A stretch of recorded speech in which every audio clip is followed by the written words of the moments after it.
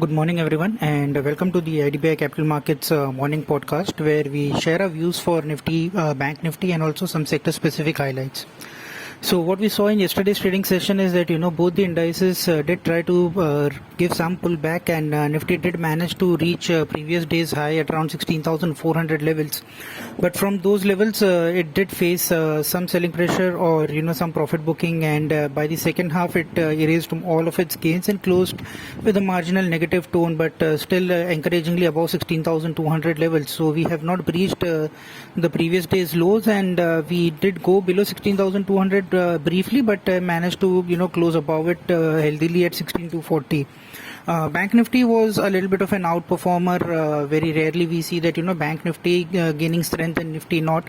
And that was yesterday, where Bank Nifty was up on the back of short covering from the heavyweight banks such as HDFC Bank and Kotak Bank, where those short covering rally did pull up a Bank Nifty, but still we have not been able to go past the gap down which we had witnessed on 9th of May, where that gap level we have not yet breached. If we see, the high for 9th of May was at around 34,797, and the high which we have yesterday was 34,781.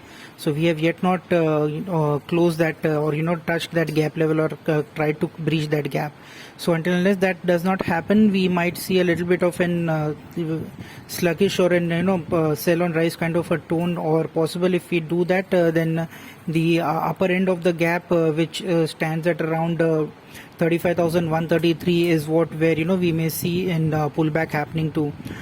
Overall, the index has not been showing very strong up moves or strength on the upside, and India VIX also is now at around 22 levels. We have generally observed in India VIX that once we go beyond 24, the move for India VIX is very swift, and that relates to an opposite side move for the indexes. Generally, they have an inverse correlation. So we see a very sharp decline in the indexes and sharp rise in the VIX, and then we peak out. That's what happened during the previous lows which we made, which was around the March month, that is around the 7th and 8th of March, where we see a sharp rise in up move in VIX and sharp decline in the markets. So there is a possibility if we go beyond 24, that can be the possibility. So that would be one critical indicator we would be looking out for.